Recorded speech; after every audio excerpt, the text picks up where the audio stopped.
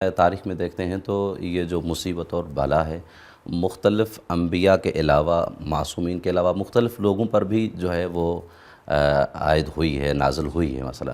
تو کیا ان کی ظرفیت میں فرق ہے؟ یعنی ایک بلا مثلا معصوم پہ آ رہی ہے، ایک عام انسان پہ آ رہی ہے، تو کیا فرق ہے یا؟ جی بالکل، بہترین نقطے کی طرف آپ نے اشارہ کیا. جب ہم ان مصیبتوں کو دیکھتے ہیں جو مختلف انسانوں پر آ رہی ہیں، تو ہر انسان پر جو مصیبت آ رہی ہے، ہر مصیبت کی اپنی ایک خاص ظرفیت ہے اور وہ اس ظرفیت کے مطابق کام کر رہی ہوتی ہے. چونکہ مصیبت اور اس بلا کا فلسفہ تو ہم نے یہ بیان کیا کہ جب یہ مومن پہ آتی ہے تو ذات الہی کی طرف سے رحمت ہوتی ہے، لیکن وہ جو رحمت نازل ہو رہی ہے اس مصیبت کی صورت میں اس انسان پر، اس کی ظرفیت جو ہے وہ اس مصیبت سے فرق کرتی ہے کہ جو ایک ولی خدا پر آ رہی ہوتی ہے. مثلا انسانوں میں، عادی انسانوں میں آپ دیکھیں کبھی کسی انسان کو خداوند متعال بیماری میں مبتلا کرتا ہے اور یہ بیماری خداوند متعال کی جانب سے ایک رحمت ہوتی ہے اس کے لیے. یعنی یہ مصیبت نجات دے رہی ہے کس کو؟ صاحب مصیبت کو، یعنی خود اسی شخص کو، اسی سے مربوط ہے. لیکن بعض مصیبتیں ایسی ہوتی ہیں کہ ایک انسان پر مصیبت آتی ہے، وہ قوموں کو نجات دے دیتی ہے، وہ امتوں کو نجات دیتی ہے.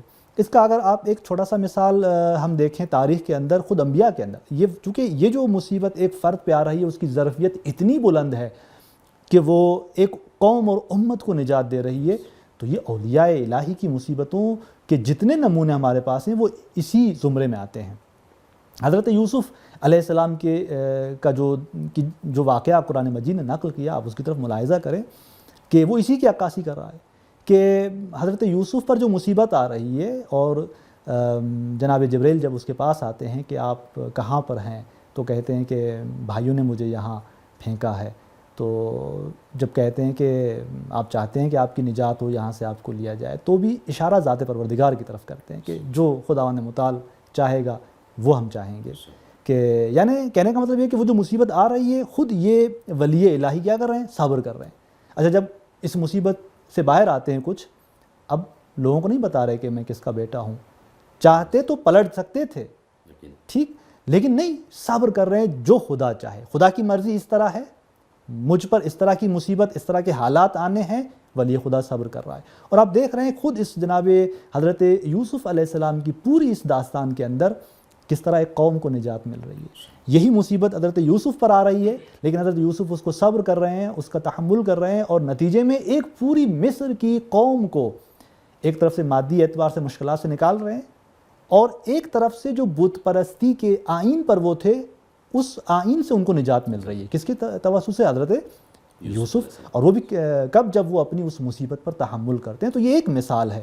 اب ان اولیاء الہی میں اگر آپ اہم ترین مصیبت کو دیکھیں گے تو یہی عاشورہ کی مصیبت ہے، امام حسین علیہ السلام کی مصیبت ہے، کہ جو ایک خاص زمانے کے ساتھ، ایک خاص مکان کے ساتھ مخصوص نہیں ہے.